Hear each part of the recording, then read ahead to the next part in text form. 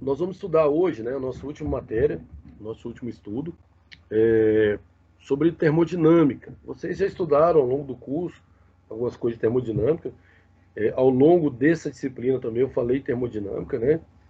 E termodinâmica é um assunto muito interessante, porque ele, os engenheiros todos têm que preocupar com a termodinâmica, né? O de automação tem que preocupar com a termodinâmica, quando ele visa automatizar caldeiras, quando ele resolve automatizar uma, uma fábrica de cerveja, né? Ele tem que preocupar com a termodinâmica, né? Ele tem que preocupar quando ele procura a refrigeração ideal do seu equipamento, né? Do seu PLC, do seu hardware, qual seja, ele tem que preocupar com a termodinâmica, né? O engenheiro civil tem que preocupar porque ele sabe que a interação do calor com a matéria, ela provoca, né, dilatações, ela provoca trincas, né? Se você não tem um ambiente arejado, você também pode trazer prejuízo, né, na sua construção. O engenheiro mecânico nem se fala, né? Porque calor, trabalho, é uma forma de energia, né? E a termodinâmica, a gente estuda a transformação do calor em trabalho, né? Então, a todo momento, né? Porque enquanto o civil está preocupado com as coisas ficarem paradas, o mecânico quer que as coisas se movimentem, né? Então, onde há movimento tem que ter energia, e onde há energia você tem os vários tipos de energia, e o que a gente não escapa, gente, é o calor. Do calor você não escapa, né? Você gera calor com atrito, com resistência elétrica, com energia pelo próprio calor passando através de outros objetos, né? Outros materiais. Então, do calor dessa energia você não escapa, né? Agora, é claro que tem as aplicações específicas da termodinâmica, né? Então, você vê o desenho de uma panela de pressão, né? Essa panela de pressão, ela, ela é um sistema termodinâmico, né? É um sistema termodinâmico. Você vê aqui também um, um cilindro com um gás, né, que também vai envolver o processo termodinâmico. E você vê várias nomenclaturas aqui, né? Termodinâmica está relacionada com a primeira lei, com a segunda lei, unidades de medidas, propriedades, calor, trabalho, ciclo, processo, energia, né? Tudo isso tem relação, que é o que a gente vai ver, né? Nossa aula são duas partes. Uma parte a gente vai ver justamente alguns conceitos e a outra parte nós vamos ver a aplicação. Só que aqui é apenas uma introdução à termodinâmica, tá? Aqui a gente vai ver só a primeira lei. Mas eu comento um pouquinho da segunda, né? A lei zero nós já estudamos, então 0, 1, e fala um pouquinho da 2. Então vamos lá. Bom, alguns conceitos, né, importantes que a gente tem que entender aqui na termodinâmica, tá? Tá, uma coisa que eu queria falar com vocês. Vocês estão vendo aqui uma máquina, né, rudimentar, na verdade isso aqui é só para ter uma explicação mesmo de sistemas termodinâmicos, né? Por quê? A termodinâmica, ela ganhou, digamos assim, notoriedade, né? Ela ganhou grande importância na época da Revolução Industrial. Então, a Revolução Industrial foi aquela era em que se começou a trocar o serviço braçal pelo serviço de máquinas, né? Então, começou a descobrir que, opa, eu posso usar uma máquina, né, que vai substituir um grande número de pessoas, vai fazer um trabalho para mim, ela não vai reclamar, não vai cansar, né, e eu vou ter uma produção maior, e etc, etc, etc. Então, começou na fase da Revolução Industrial. Então, quando você tem uma revolução, ela representa o quê? Uma mudança, né, de conceitos, de práticas e etc. A gente está vivendo uma revolução agora, né? Que a nossa revolução é na questão da informática, né? Dos computadores, da inteligência artificial, né? Em que você agora as máquinas elas aprendem, né? Então você não tem só uma máquina para você, mas você vai ter uma máquina que vai ter que te substituir, inclusive. Eu comentava com o pessoal ontem o seguinte: o que acontece? Hoje você já tem programas de computadores que fazem análise, por exemplo. Você pega você faz um exame de um sujeito, né? Um exame, uma análise por imagem, né? Uma ressonância, por exemplo, uma ressonância magnética, um raio-x, né? Uma tomografia computadorizada. E você tem software de análise de imagem que ele te dá um acerto ali de diagnóstico com uma precisão de 99%, por exemplo. Então ele já pode, entre aspas, né, substituir o médico naquele quesito. Alguns países já usam, né, a lei de trânsito, como a lei de trânsito ela é bem, vamos dizer assim, ela é bem direta, né, as penalidades. Então você já tem software, você consegue entrar com recurso, o software analisa o recurso e dá um parecer, né, exemplo, lei de trânsito. Então você já tem um advogado começando a ser substituído em algumas coisas. Quando você tem o serviço de contabilidade também, eles falam que o contador está chegando no fim, né? Porque o contador ele fazia todos os balancetes, todos os razonetes, né? Manuais, né? Então aqueles cadernos tal. Então era um contador para algumas empresas, né? Hoje com o software você já tem um contador para várias empresas. E os softwares, assim, eles vão ter uma tal inteligência em que eles vão fazer análise contábil, né? Então, é do tipo, vamos supor que hoje um contador consegue gerenciar a contabilidade de 50 empresas. Então, amanhã vai ser 2.000, 3.000, 5.000 empresas, porque ele vai ter um software trabalhando extremamente a seu favor, né? Então, quando teve a revolução, então, por isso que eu falo que a revolução era a mudança de conceitos, digamos assim, de paradigma, de modo de vida, de modo de pensar. Isso é uma série de coisas, né? Imagina que quando vocês estudaram lá aquela, como é que chama aquela matéria de engenharia lá no começo que vocês estudaram, né, os princípios da engenharia lá, tem uma matéria específica para isso, né? Introdução à engenharia que chama. Então vocês estudaram, por exemplo, que os materiais tiveram tanta importância na nossa vida que certas eras foram classificadas pelo uso de materiais. Então você tinha a idade da pedra, por quê? Porque foi usado muito tempo. A idade do bronze, porque o bronze foi usado muito tempo. Então olha só, olha como vem as revoluções. Então você tem a Revolução Industrial e que substituiu o trabalho braçal por máquinas.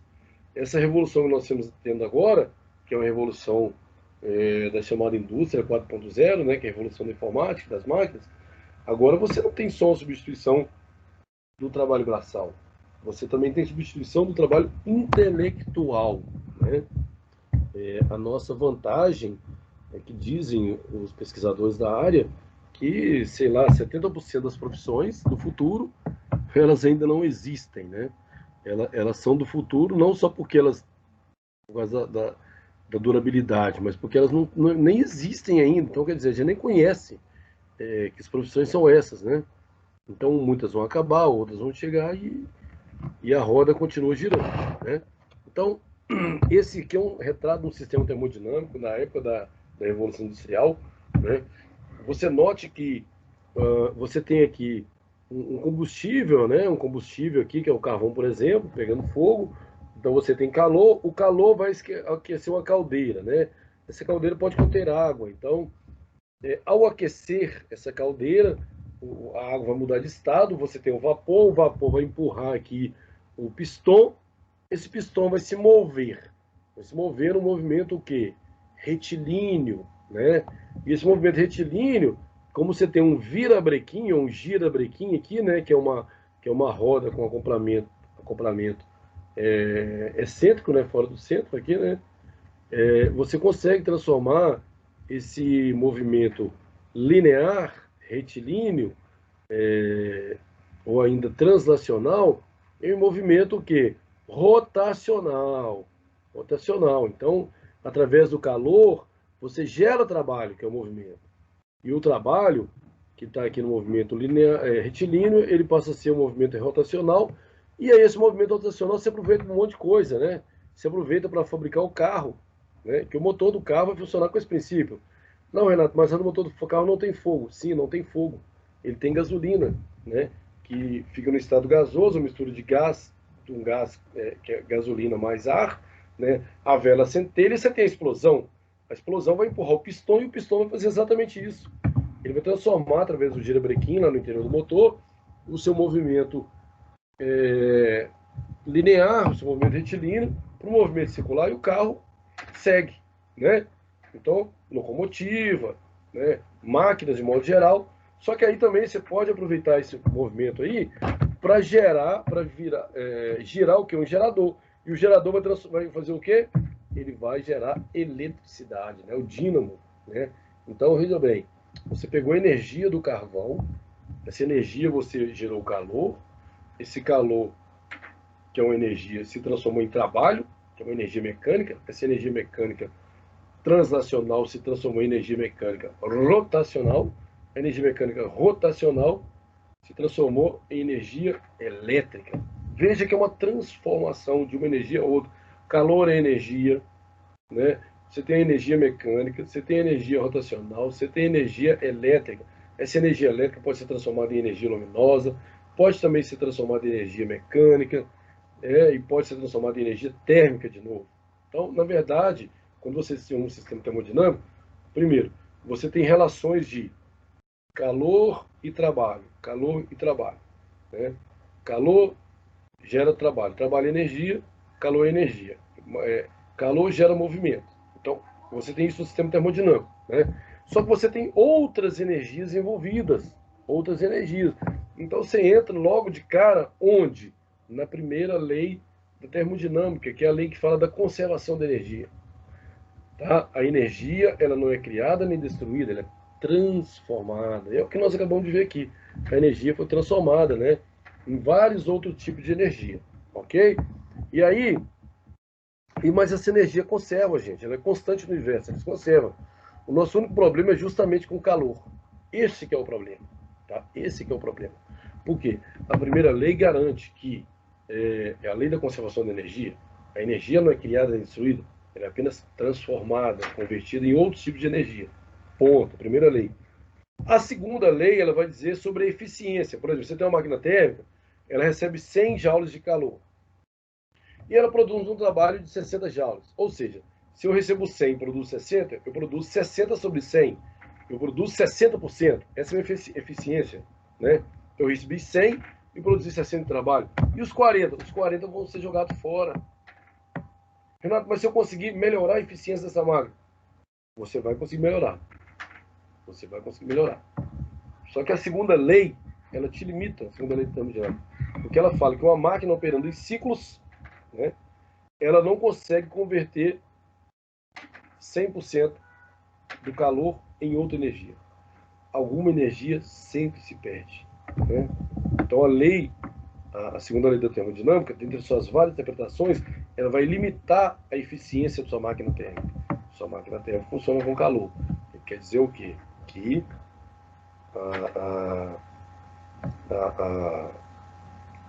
o calor é a única energia que você não consegue convertê-la 100% em outra energia. Qual que é o problema disso aí, Renato? O problema disso aí, agora a gente fala de terceira lei de termodinâmica, né? Por quê? O calor que não é aproveitado, energia não aproveitada, ele tende a aumentar a desordem, né, das coisas, ou seja, a entropia. Então, ele tende a aumentar a desordem das coisas e, consequentemente, do universo. Então, você tende a ter um universo cada vez mais com energia inaproveitável, né? Inaproveitável. E isso é ruim. Então, tomando um cafezinho, né, na manhã, uma xícara de café quente, você faz a seguinte reflexão: esse calor, esse café, né, é como se fosse uma máquina térmica, né? Ele é a minha fonte quente, né? Porque é assim que funciona a máquina térmica. Você tem a fonte quente, que é onde recebe calor. Você tem a fonte fria, que é o escapamento, é como se fosse o escapamento do carro, né? Qual que é a fonte quente do carro? É ali onde há combustão, no interior do cilindro ali, né? Onde que é a fonte fria? É o escapamento. É energia não aproveitável. Escapamento. E onde que é o realizado trabalho? O trabalho é o movimento do carro, né? O motor funcionando. Tá? Então toda máquina térmica, o motor da combustão é uma máquina térmica.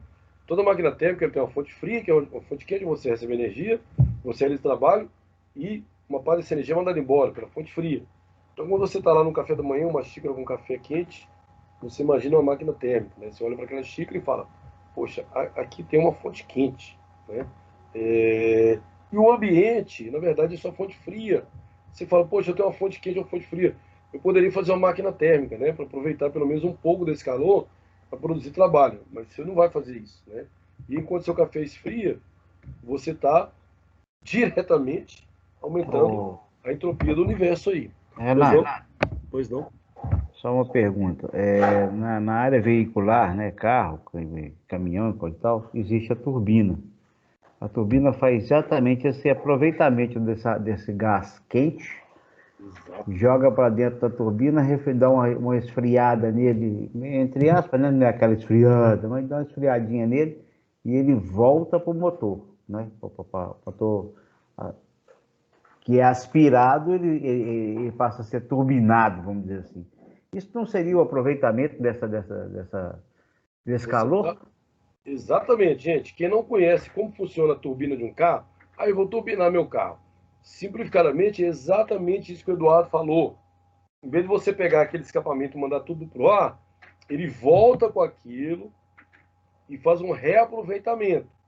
E depois manda de volta para o escapamento, né? Mas você tem um reaproveitamento.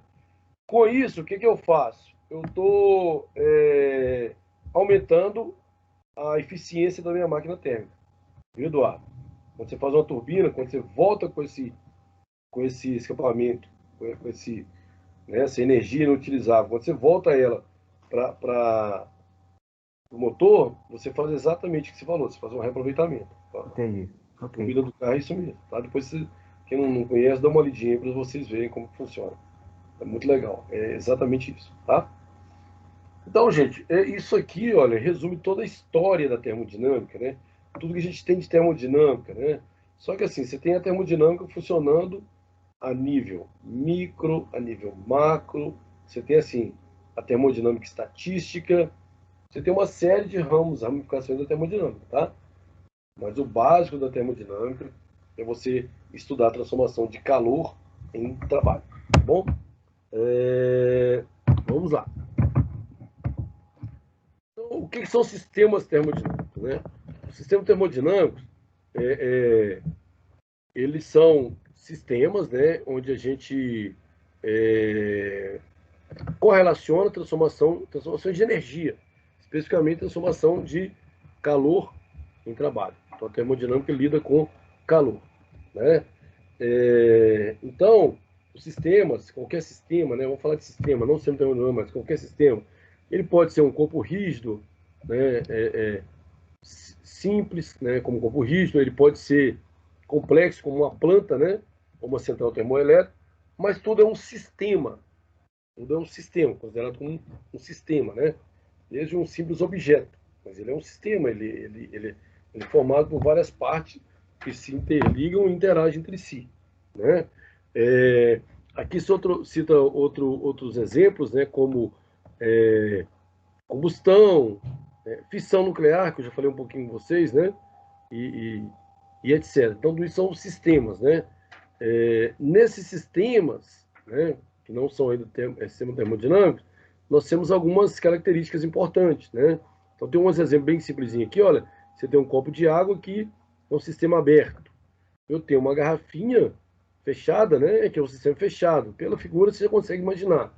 E eu tenho uma geladeira que, né, se ela fosse ideal, é um sistema isolado, né? E aqui eu tenho três figurinhas representando justamente ó, o copo aqui, ó, com água, que a água pode sair e voltar, e no sistema aberto, que é um sistema o quê?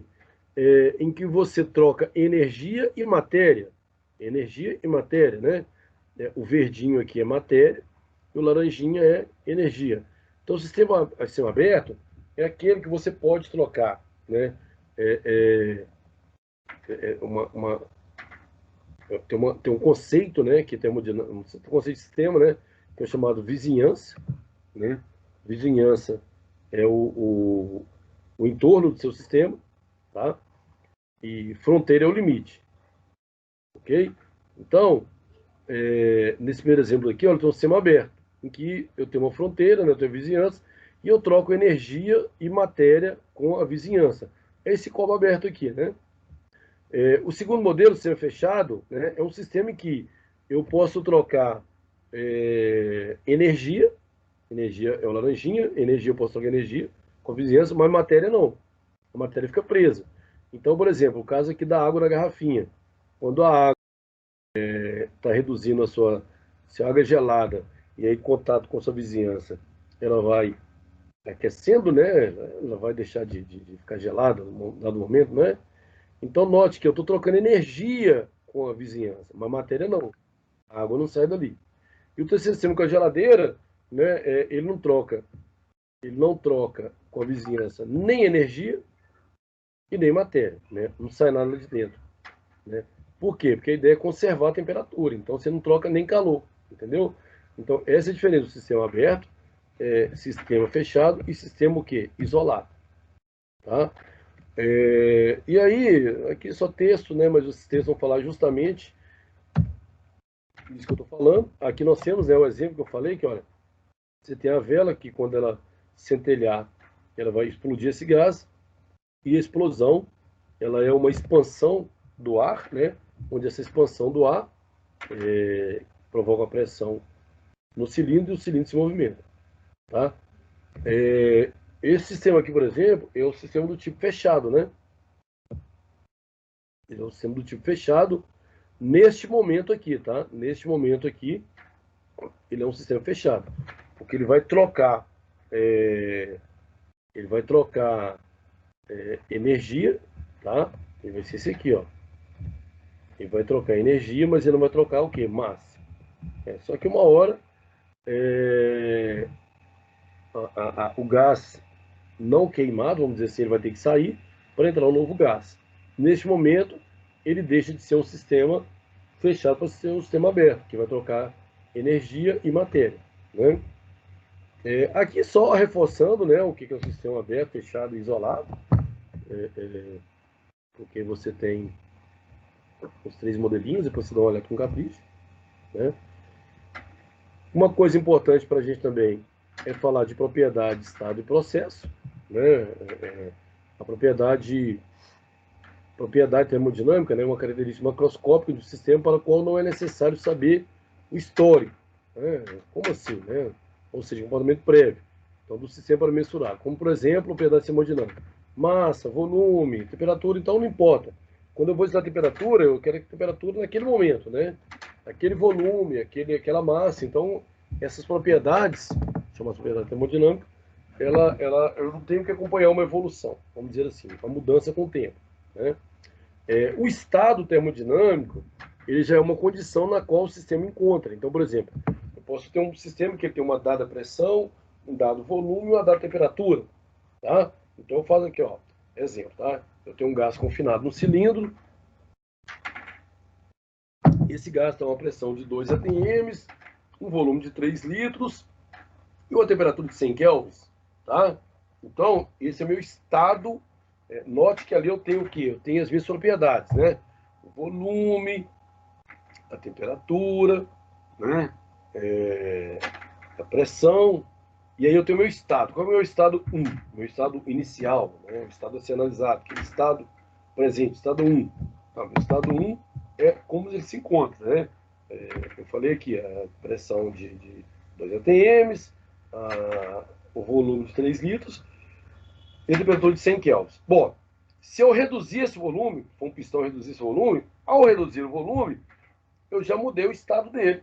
Ele parte para o estado 2, porque eu mudei uma propriedade dele. Tá? Só que quando eu reduzo o volume, as moléculas que estão mais próximas, então aumenta aumenta a pressão, e eu posso também estar, quando eu baixo ali o êmbolo, né, eu estou realizando um trabalho, esse trabalho ele vai mudar a energia interna desse gás, que consequentemente vai traduzir no aumento de temperatura. Tá vendo? Então, eu tenho umas determinadas propriedades, estado 1. Quando eu mudei qualquer uma das propriedades, eu passo para o estado 2. Né? E o processo é quando essas propriedades são alteradas. Né? Então, esse é o processo. Então, eu tenho as propriedades, né? Eu tenho estado 1 e estado 2, e ao passar do estado 1 para o estado 2, eu tenho o quê? Eu tenho o meu processo. né, que varia com o tempo, que ocorre com o tempo, né? Então, no exemplozinho aqui, olha, o gelo sólido, água sólida, no estado sólido, com o tempo passa a ser água no estado líquido, né? Então, eu mudei o estado aí, por exemplo, né? Aqui um pouco mais de informação.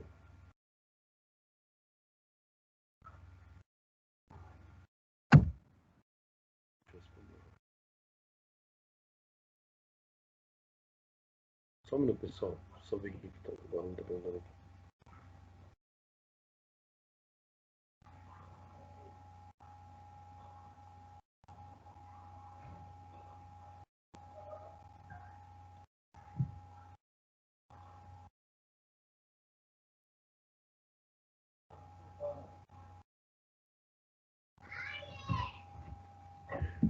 Voltando, né? Então, esse conceito é importante, tá? Propriedade, estado, processo. Outra questão é o equilíbrio, né? Então, a gente, em processo termodinâmico, as coisas tendem a chegar ao equilíbrio, não necessariamente, né? E a conservação, falando um pouquinho de conservação. Essa parte que nós já até estudamos, né, galera? A energia cinética, que é aquela energia que depende do movimento, dos corpos. A energia potencial, que é aquela que depende do campo gravitacional e depende da altura que o objeto está em relação ao solo, né? E a energia mecânica, que é a soma das duas energias, né? Então, a energia cinética é relacionada com velocidade. Toda massa com velocidade, ela vai ter energia cinética. A energia mecânica, que é a energia, a energia potencial, que é a energia associada ao campo gravitacional. Se um objeto tem altura em relação ao chão, ele tem energia potencial gravitacional. E a energia mecânica, que é a soma das duas. Tá? Energia mecânica, que é a soma das duas. Ok? Aqui, ó. Cinética mais potencial. Nós vimos até, não sei se vocês lembram, aquele exemplo do skate descendo a rampa, né? Onde você tem lá no topo a energia potencial é máxima. Né? A energia potencial vai descendo e vai diminuindo, só que vai tomando velocidade. E aí, quanto mais aumenta a velocidade, mais aumenta a energia cinética e menos e mais diminui a energia potencial, tá? E um outro conceito que a gente vai ver aqui é como que varia essa energia, né? Como que varia a energia potencial, como que varia a energia cinética, a questão do atrito, né? A questão do atrito, que influencia, né? Que aí você tem uma perda, por exemplo, pode ser variação de energia, energia cinética, potencial, e mais uma variação de energia interna, que pode ser provocada, por exemplo, pelo atrito. Ora, Vamos. seguinte aqui, ó. Opa.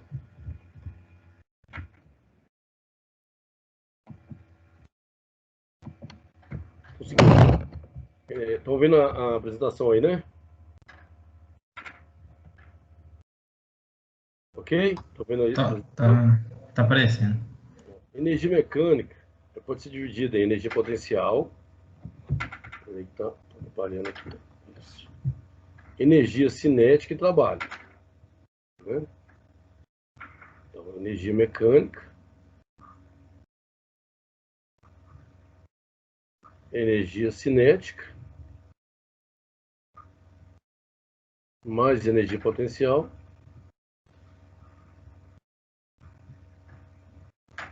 trabalho. Né?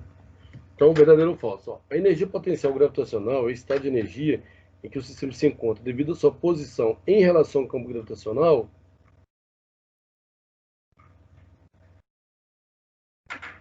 e em relação à referência dotada. É justamente isso, né? Se tem um campo gravitacional, se tem uma massa, qual é a referência? A relação da massa em relação à Terra, a altura, né?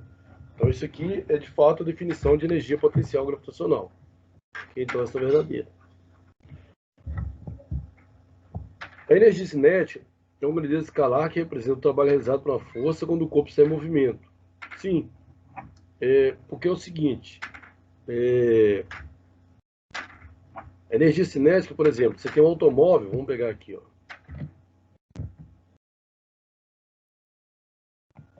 Estão vendo a telinha branquinha agora? Tô, tô vendo. Então, olha só, vamos pegar aqui, ó. A energia cinética é massa vezes velocidade ao quadrado sobre 2, tá? Então, energia, vamos lá. Energia cinética é massa vezes velocidade ao quadrado sobre 2, tá? Então vamos considerar o seguinte, uma massa aí de 5 kg, tá? Aí eu tenho velocidade inicial, velocidade final. Velocidade inicial 10 metros por segundo. Velocidade final 20, dobrou. Tá? Aí o seguinte, olha, eu posso calcular a energia cinética inicial. É um.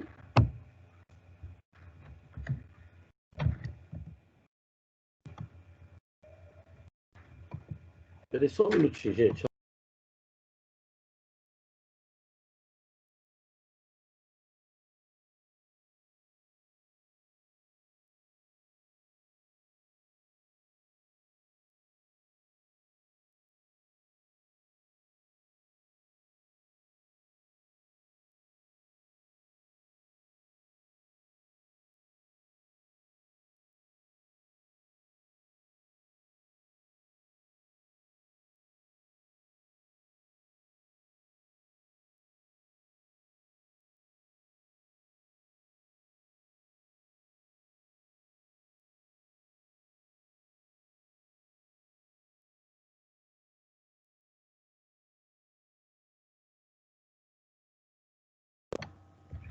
Vamos lá, voltei. Então vamos calcular a energia cinética 1, tá? Energia cinética 1 vai ser o quê? Massa, que são 5, né? Quilogramas, vezes velocidade 1, que é 10 ao quadrado sobre 2. Então aqui eu vou ter 10 ao quadrado, 100, né? 100 vezes 5, 500, dividido por 2, 250 joules, que é a unidade de energia. Ok. Energia cinética 2. Vai ser a massa, vezes agora a velocidade 2, que foi para 20, ao quadrado, sobre 2. Então, 20 ao quadrado, 400, né? 400 vezes 5, 2.000, dividido por 2.000. Aumenta bem, né? Tá? Energia cinética final, menos energia cinética inicial, vai ser final, que é 1.000, menos inicial, que é 250. Essa diferença, 750 joules, é traduzida como trabalho realizado, trabalho etapa, né? Esse aqui é o trabalho realizado. Então, o trabalho realizado, na verdade, a gente pode falar que ele, aqui eu só fiz a aplicação e mostrei, eu não provei nada. É só para falar para vocês que o trabalho realizado é a variação da energia cinética, ok? Ou seja, energia cinética 2, que é final, menos energia cinética 1, que é inicial. Tá? Se eu quiser fazer um cálculo mais rápido, né? Energia cinética final é massa vezes V2 ao quadrado sobre 2, menos a inicial, que é massa, vezes V1 ao quadrado sobre 2. Então, eu posso colocar aqui em evidência a massa sobre 2, é a massa sobre 2, e vai ser V2 ao quadrado, V1 ao quadrado. Tá? Isso é o trabalho. Vamos lá, trabalho no corpo em movimento, tá? Então, o trabalho é variação da energia cinética. É isso que ele quer dizer na questão. Eu vou mostrar aqui para a gente fazer uma continha, né? Cuidado para não cair em tentação colocar esse 2 lá para fora, que não pode não, tá?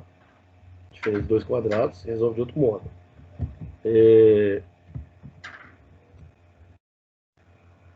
Se a gente voltar para a apresentação, né? Porque ele fala aqui, ó. A energia cinética é uma grandeza escalar que representa o trabalho realizado por uma força quando o corpo está em movimento ao longo da trajetória. Então, o mais adequado aqui, né, é verdade.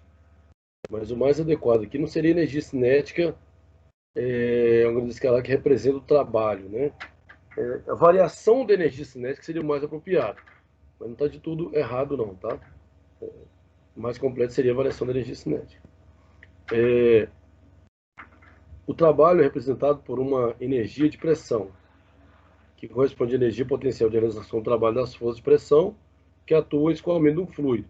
Isso aqui também é verdade, vou mostrar por quê. Nesse caso aqui, olha, tá?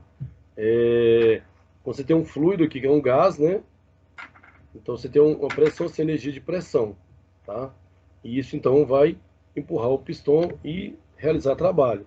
É basicamente isso que ele fala, tá? Trabalho é realizado por energia de pressão, sim, que corresponde ao potencial de trabalho realizado das forças de pressão que atuam em escoamento de um fluido, no caso é o gás, tá? Então seria essa alternativa. Bom, essa daí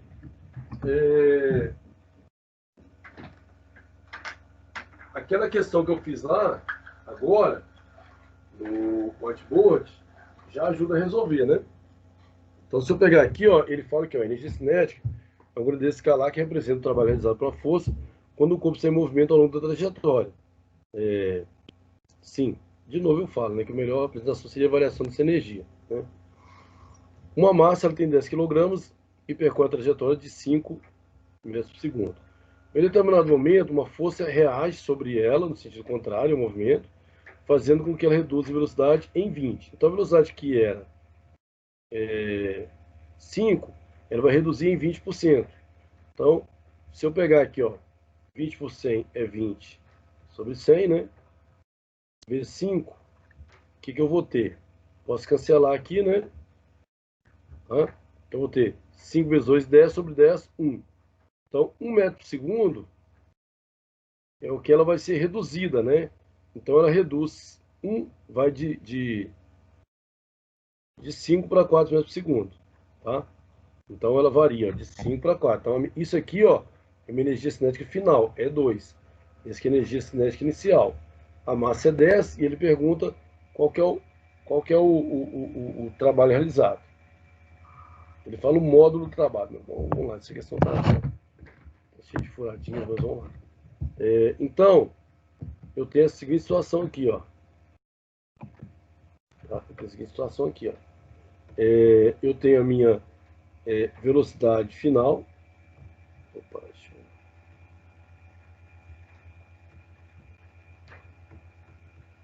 Eu tenho minha velocidade final, que é 4 metros por segundo, né?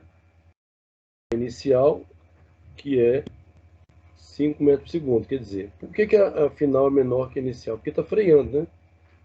E a massa que são 10 kg. Então, o trabalho é o quê? Isso aqui, ó, massa, que é 10 sobre 2 vezes energia cinética final, que é 4 ao quadrado, menos energia cinética inicial, que é 5 ao quadrado, né? Então, vai ser 10 por 2, 5, vezes 4 ao quadrado é 16, menos 5 ao quadrado é 25. Então, aqui fica 16 menos 25 menos 9, vai ficar 5 vezes menos 9, menos 45 joules. Tá?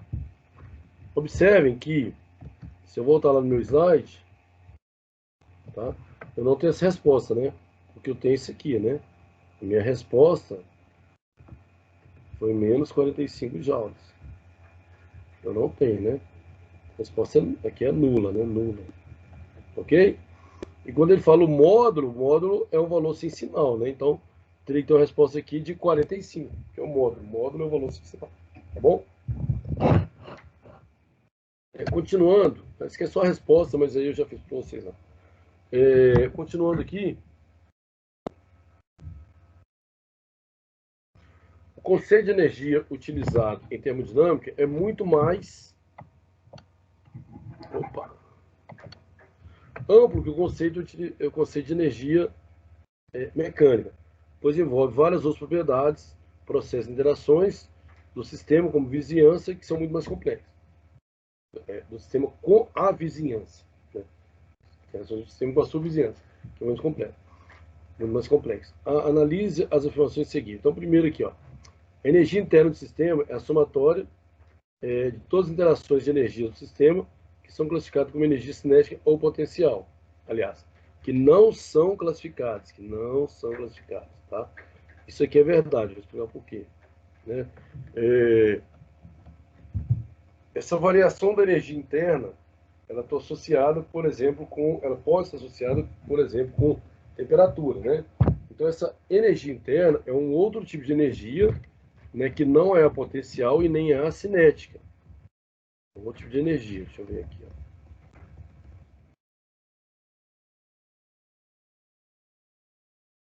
Na verdade, aqui eu não vou ter... Na verdade, a gente vai ver aqui, ó, essa questão ideal é fazê-la depois que a gente... Deixa eu ver se aqui...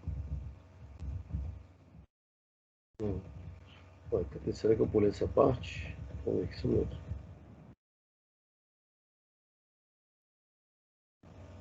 Aqui, ó. Aqui, ó. A energia total de sistema, é energia cinética mais energia potencial mais energia interna, tá? Então, na verdade, a energia interna, né, em um sistema, quando você tem essas três energias ali, a energia total, a energia interna é aquela energia que não está associada nem a cinética e nem a potencial, né? Que é o que ele fala, ok? Energia interna do sistema é somatório de todas as interações da energia, né? Interações de energia do sistema, que não são cinética nem potencial. Okay? A variação total de energia do sistema é dada pela contribuição macroscópica da energia cinética, potencial interna. É justamente o contrário aqui, né? Aqui, ó.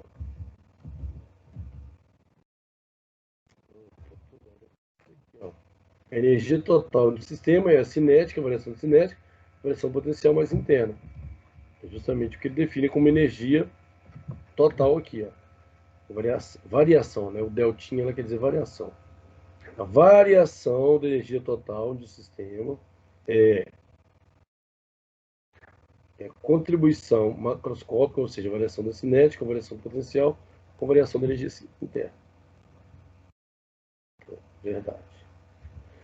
Assim como as energias cinética e potencial, a energia interna é uma propriedade extensiva do sistema.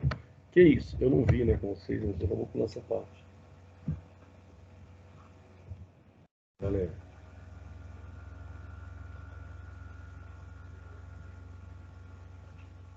Oi, Renan.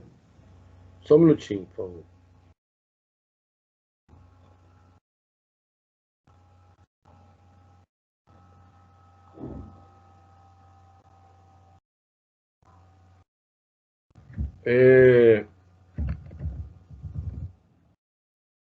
Propriedades aqui, né, que eu falei com vocês, que deixa eu ver, onde que estão? Ah, tá.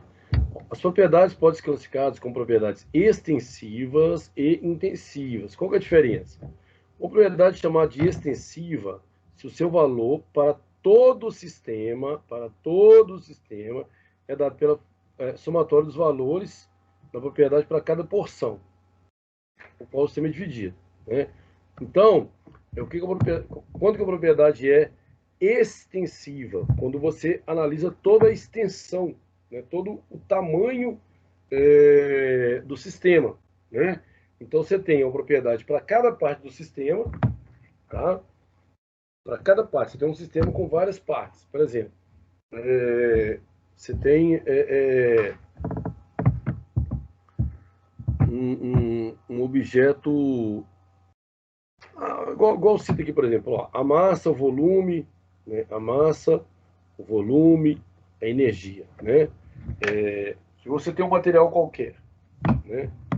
Um copo cheio de água, né? Você vai analisar a massa total do copo. A massa total do copo é o somatório da massa de cada parte, né? Se você dividir essa água em várias partes, cada parte tem uma massa. E a massa total é a soma de todas as massas, né? Então, é claro que as várias partes têm uma massa diferente. Então a propriedade muda. Ela não é a mesma válida para aquela pequena porção. Tá?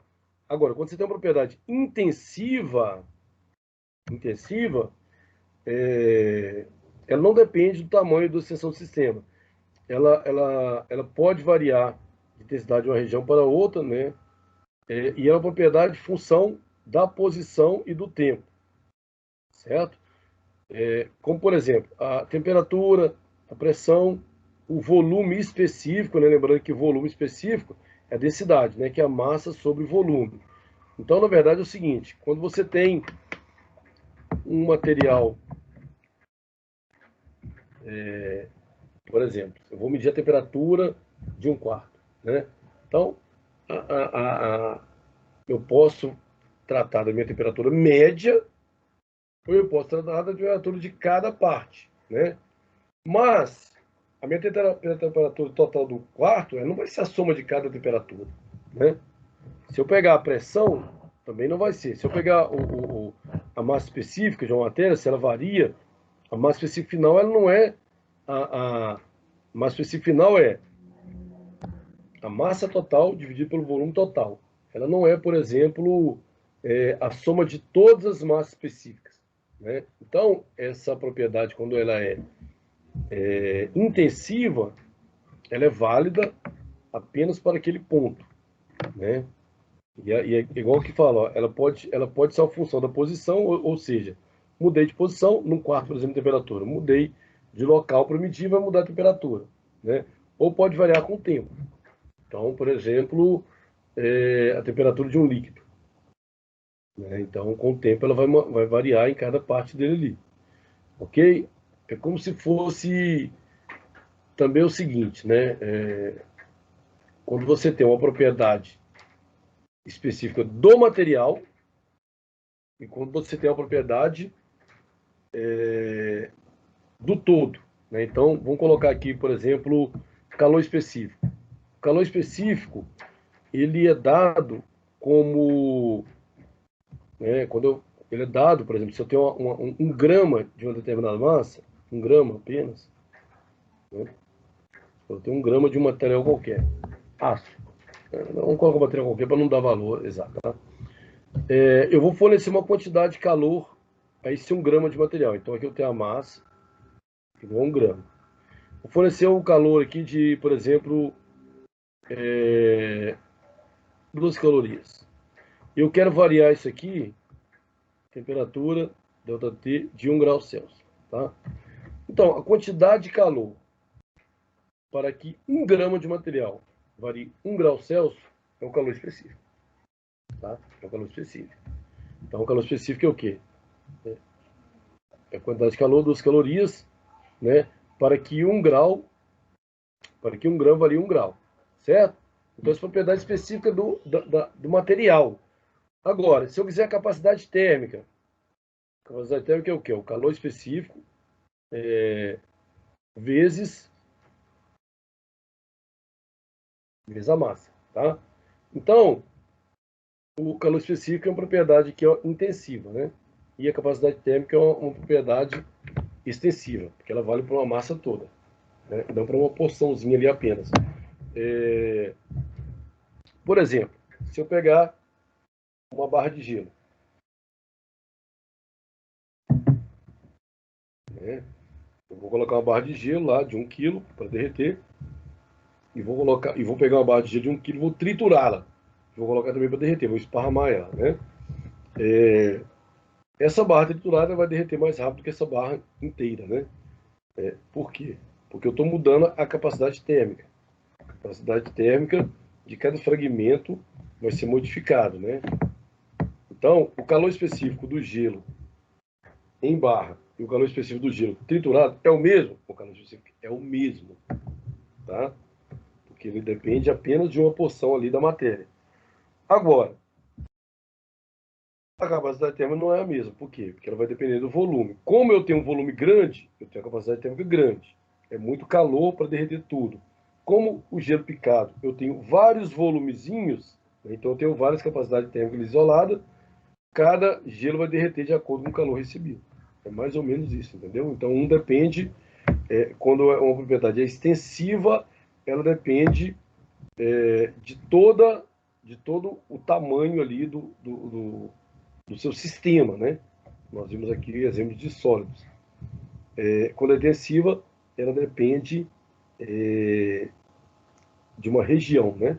Ou de um fragmento, mas que pode variar com o tempo ou pode variar com a posição. Então aqui ele já cita que a energia é uma propriedade o quê? Extensiva, né? Então, quando pergunta, quando fala aqui, ó,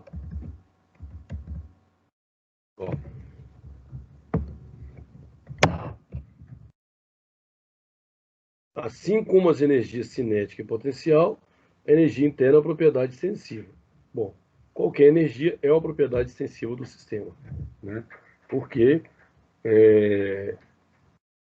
ela depende do tamanho do sistema, né? Então, quanto maior o sistema, mais energia existe. Ela não é uma propriedade de uma porção do sistema, né?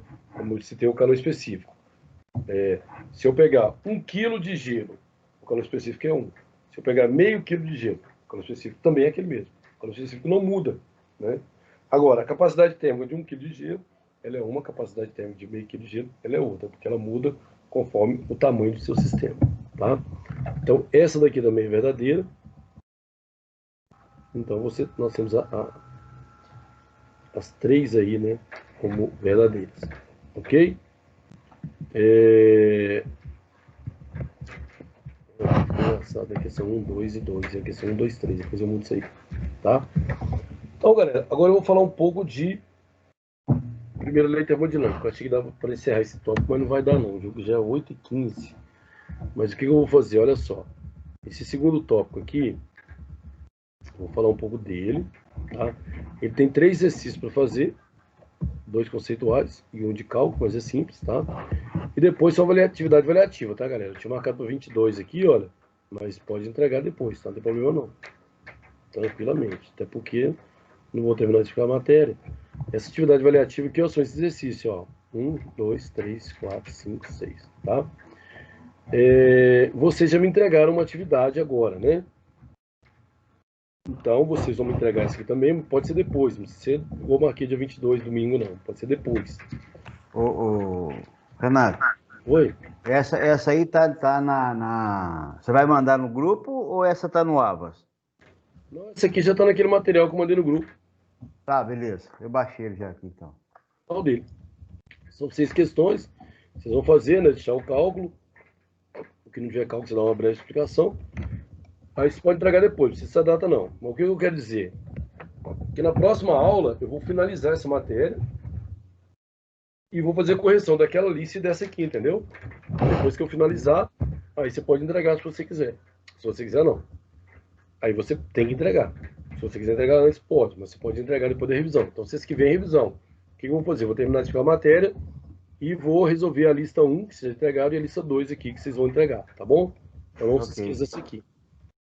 Mas eu vou continuar a matéria aqui, que a gente ainda tem meia hora de aula ainda. Tá? Então, olha só, vamos falar aqui da primeira lei da termodinâmica. Tá? A primeira lei da termodinâmica, gente, ela vai estabelecer uma relação entre o trabalho, calor e a variação da energia interna. Tá? Então, a primeira lei ela estabelece uma relação entre trabalho, né, calor, quantidade de calor e variação da energia interna. Tá? O trabalho ele é definido como força vezes deslocamento, né? Força vezes deslocamento. Tá? Aqui ele está integral de FDS, porque é uma força aplicada num pequeno deslocamento. Várias forças aplicadas em vários pequenos deslocamentos se integra para ter o trabalho completo, né? Mas o trabalho ele é a relação de força e deslocamento. A gente diferencia trabalho positivo de trabalho negativo, né? O trabalho positivo é o trabalho realizado pelo sistema. E o trabalho negativo é realizado sobre o sistema. Como assim, Renato? Vou pegar um exemplo aqui, ó, do êmbolo. Vou pegar aqui, ó. Quando a vela centelha, explode esse gás, vai haver uma expansão do gás, né, exercendo a pressão em todas as paredes, ok? Só que essas paredes aqui, ó, são fixas. E o pistão, que é o êmbolo, ele é móvel. Então, na verdade, o pistão vem para baixo, certo? O pistão vem para baixo. Então, o que está sendo realizado? Está sendo realizado um trabalho pelo sistema. Esse trabalho do êmbolo empurrar, aliás, do gás empurrar o pistão, empurrar o êmbolo, é um trabalho positivo.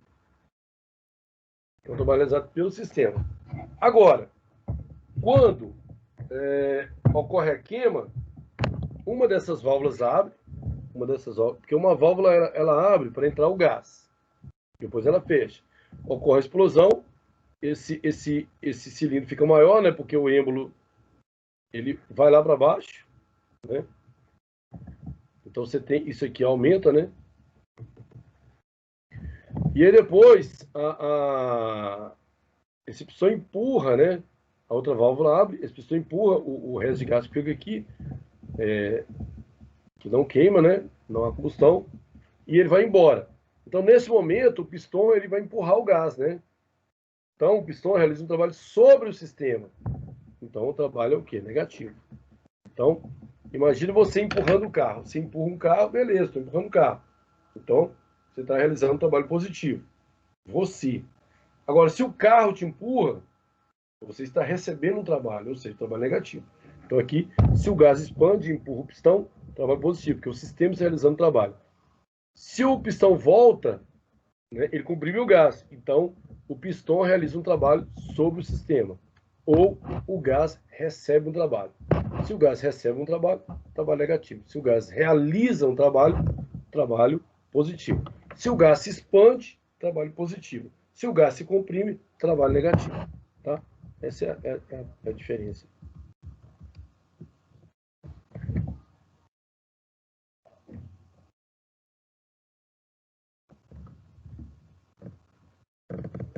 Bom.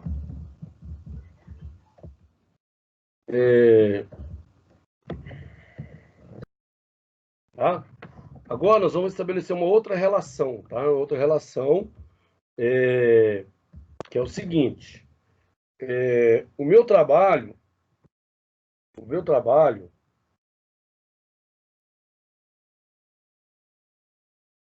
vamos ver alguns conceitos aqui antes, né, do que eu vou falar aqui, ó. O que acontece? O pistão, ele, quando o pistão se move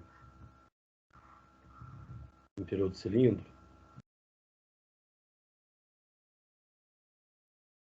eita, aqui é muito ruim, gente.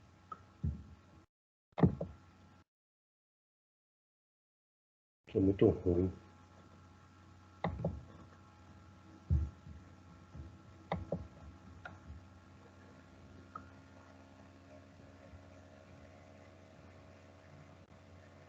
Deixa eu apagar aqui.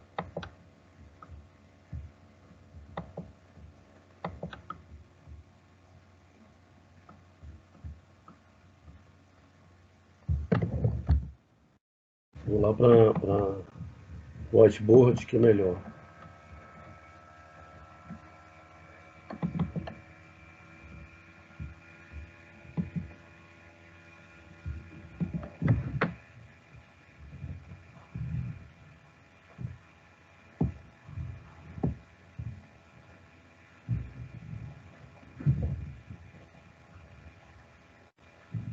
Aqui tem um êmbolo.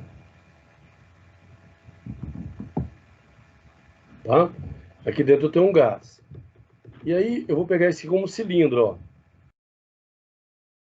Ok? É um cilindro aqui, ó. Tá o êmbolo aqui, ó.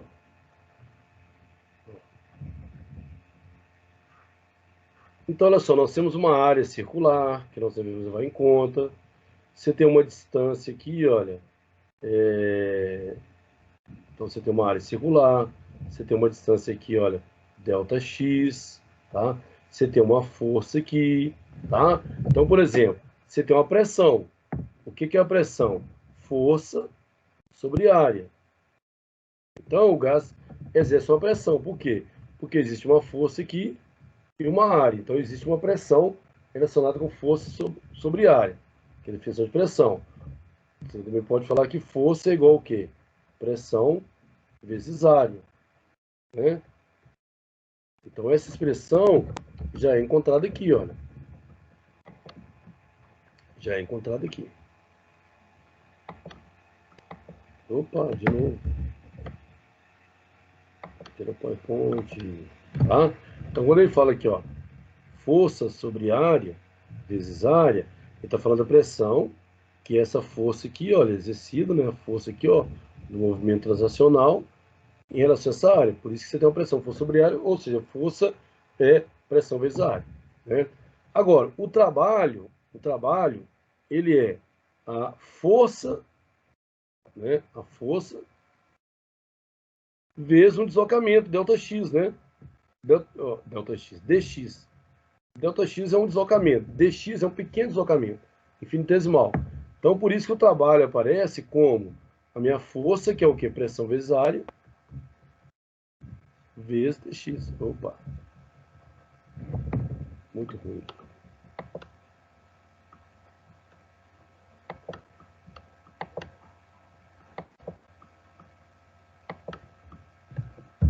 Eita. Então, o trabalho aparece. É ruim mesmo, né? Vou lá pro whiteboard, é melhor.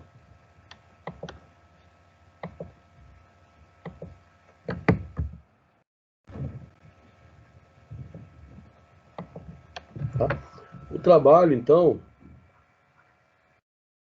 né, é para um deslocamento, ou um pequeno, se for um pequeno deslocamento, né, é dx, né, o trabalho vai ser, então, a força vezes ΔX, né, ou um pequeno deslocamento, a força vezes dx, né.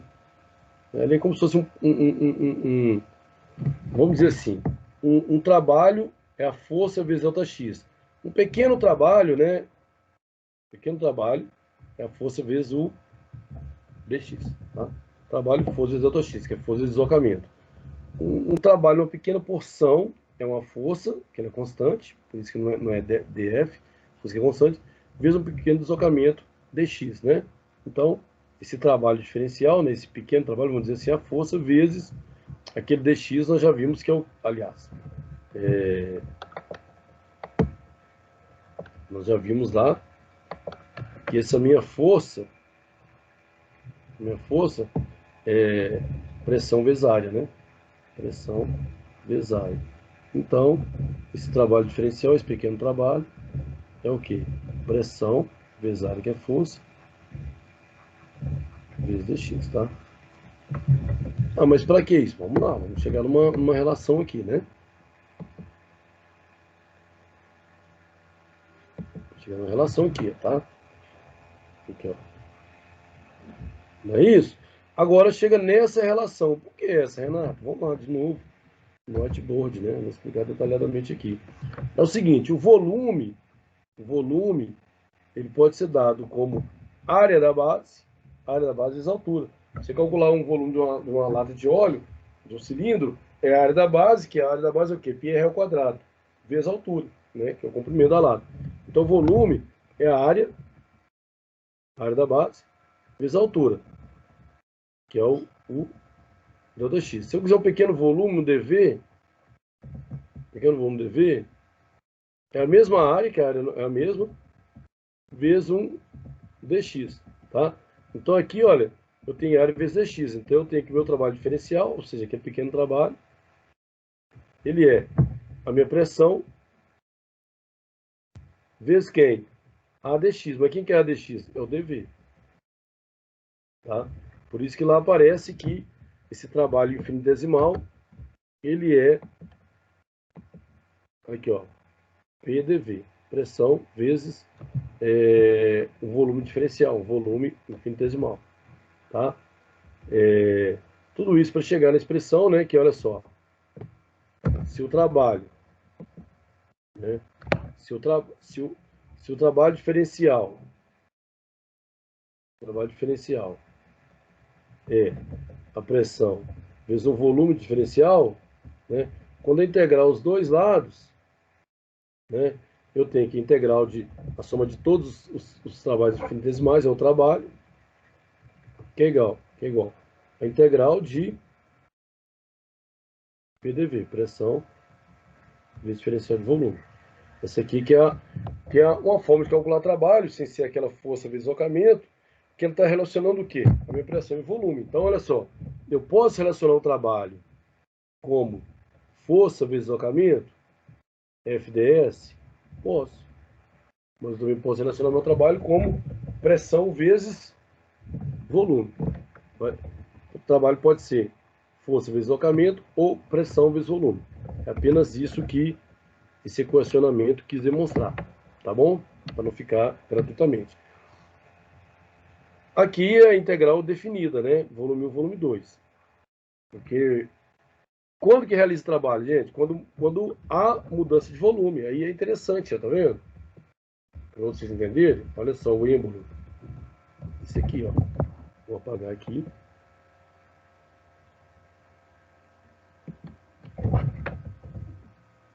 Né? Então, olha só. Se o pistão comprime o gás, você tem uma redução de volume. Né? Olha só. O trabalho é integral da pressão vezes o dV. Ou o trabalho é igual a pressão vezes ΔV, né? Então, é pressão vezes variação de volume. Se o volume diminui, existe um trabalho. Se o volume aumenta, existe um trabalho, porque o trabalho está associado com o quê? Variação do volume. Ok? É só para entender essa parte e ficar claro que é um outro modo de calcular o trabalho. Né? Então, aqui mostra exatamente aquilo, né? Eu pego um pequeno volume, né? Pequeno volume, um volume diferencial. O meu trabalho diferencial é o pressão vezes volume diferencial, tá? Então eu peguei uma pequena porção. Para me calcular tudo, o que eu tenho que fazer? Eu tenho que calcular toda a área, eu tenho que integrar, né? Tenho que integrar do início ao fim. Então eu calculo meu trabalho todo, que na verdade é a área sobre esse gráfico, ok? E aqui, ó, a área é justamente o trabalho realizado de um ponto até o outro, aqui, ó, conforme mostra a figura, né? Aqui tem um exemplo aqui, depois a gente faz ele na continuidade, né? Uma coisa importante também, que existe uma quantidade de calor transferido para o sistema, né? Você troca calor entre o sistema e sua vizinhança, né? Também ocorre troca de calor entre o sistema e sua vizinhança. E nós temos aqui, ó, repetindo, né? Quando o trabalho é positivo, o trabalho realizado pelo sistema, negativo sobre o sistema. Também calor, quando você tem a quantidade de calor positiva, quer dizer que é transferência de calor da vizinhança para o sistema. Então, a quantidade de calor positiva é quando o sistema recebe calor, né? A quantidade de calor negativa é quando a transferência do sistema vizinhança, ou seja, o sistema perde calor. O sistema recebe calor, quantidade de calor positiva. Se o sistema perde calor, quantidade de calor negativa, né? E a primeira lei da termodinâmica, gente, ela é justamente o resumo disso aqui, ó. Que é o seguinte. Eu gosto de mostrar a lei ao contrário, aqui, ó. Eu posso falar aqui que é igual. Se eu passar esse aqui é o tal de trabalho, mas pode ser também W, tá? Se eu passar o menos tal, o menos W para o outro lado, vai ficar o quê? Delta U mais W. Essa é a primeira letra da termodinâmica. Ela está falando que o quê? Uma energia sempre se transforma em outra, né? Calor é energia, variação de energia interna é energia e trabalho é energia. Mas além disso, ela quantifica, né? Ela especifica que um calor aplicado, ele serve para quê? Para variar a energia interna, né? E a energia interna, ela pode ser traduzida como temperatura também, né? Também, não, ela pode ser traduzida como temperatura, mais trabalho. Então, é isso que acontece aqui, ó. Quando você aplica calor num sistema, vamos voltar lá no primeiro sistema termodinâmico. você aplica calor em um sistema, uma quantidade de calor, né, o que acontece? Ocorre a variação de temperatura, então ocorre a variação de energia interna e realiza trabalho, né? Então, eu gosto mais de ver a lei assim, ó, a quantidade de calor aplicada nesse sistema, ela serviu para quê? Para variar a energia interna e realizar o quê? Trabalho, ok? Mas, ele é enunciado também deste modo aqui, ó, né? O que é energia interna em um sistema? É a quantidade de calor menos o trabalho realizado, tá? Se você tem todo o calor aplicado é convertido em trabalho, então você não tem variação da energia interna, né? Se são 100 joules de calor, realizou 100 joules de trabalho, 100 menos 100, zero. Você não tem variação de energia interna, né? Se você aplicou 100 joules de calor e realizou um trabalho de 80, então 100 menos 80 é 20. 20 é o quê? Variação da energia interna.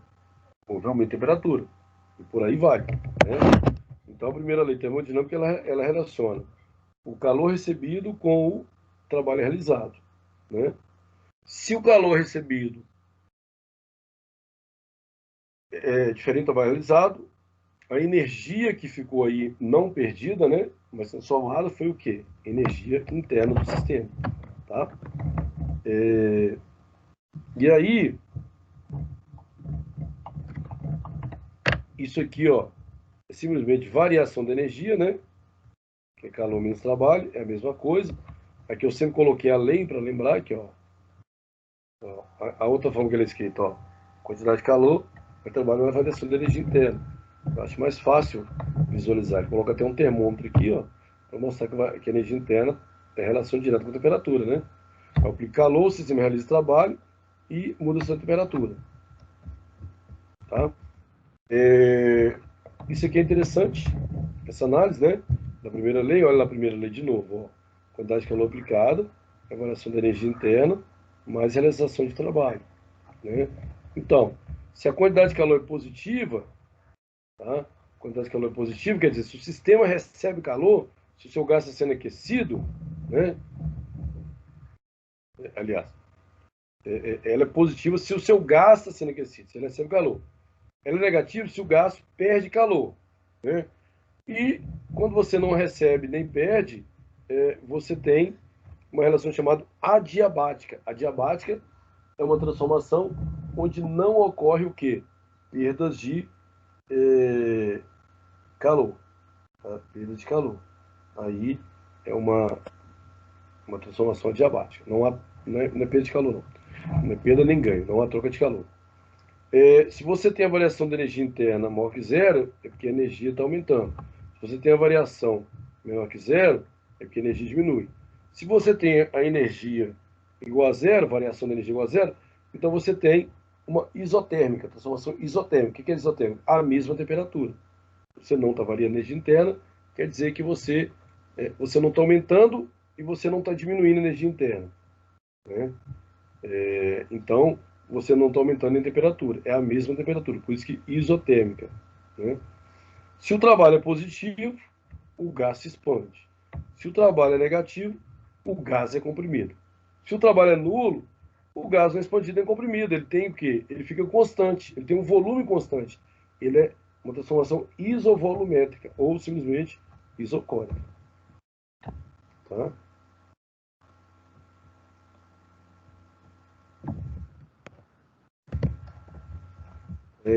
Aí, gente, faltam dois tópicos aqui para a gente ver, na verdade, que é o quê? É lógico que a gente vai ver um pouco mais isso aqui, né? Mas o básico aqui é o seguinte: a gente vê o balanço de energia, né, para ciclo de potência, quando eu quero calcular o rendimento. Então, isso aqui hoje não vai dar tempo, não. Tá? O rendimento. Tá? E o rendimento está relacionado, por exemplo, eu tenho uma máquina térmica. Como é que funciona a máquina térmica? Eu tenho o lugar onde ela recebe calor, fonte quente, o lugar que sai o calor, fonte fria, né? E a realização do trabalho. Tá? O calor entra na fonte quente e sai na fonte fria, né? Então o trabalho realizado é a diferença entre a quantidade de calor que entra e a quantidade de calor que sai. E o que é rendimento? É a quantidade de calor que entra menos a quantidade de calor que sai, que é o trabalho por ciclo, né? Sobre a quantidade de calor que entra. Então vamos supor essa máquina térmica aqui, ó. Entrou 100 joules. Saiu 30. Né? Então qual foi o trabalho realizado? 100 menos 30, que é... vamos pegar lá, vamos encerrar lá no whiteboard, que é melhor. Aqui é muito ruim. Vamos encerrar no whiteboard aqui, ó. Pega uma nova aqui. Então melhor pra gente. Então vamos imaginar aqui uma máquina térmica, né? Uma máquina térmica.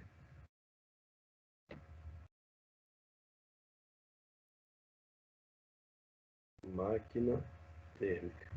Então eu tenho aqui, ó, a minha entrada de calor, a quantidade de calor que entra. Então eu vou colocar aqui entrando 100 joules de calor, tá? E a quantidade de calor que sai.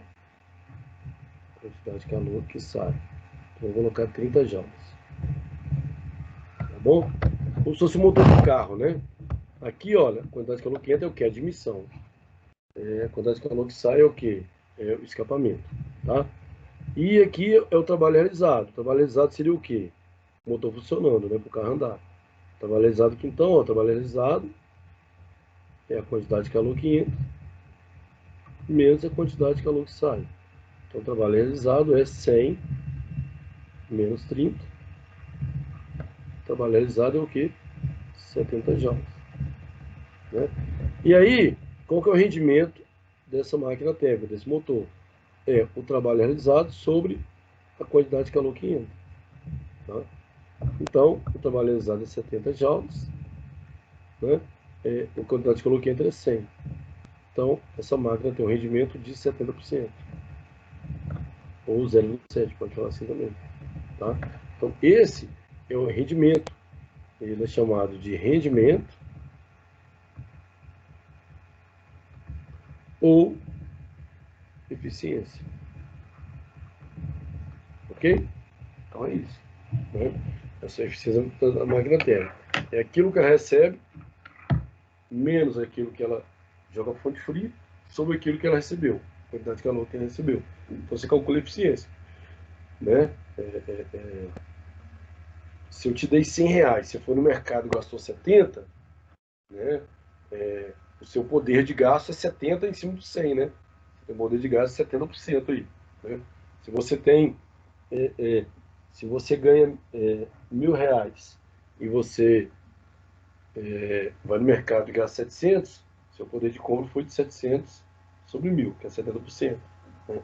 E seu poder de economia foi quanto? 30%. Ok?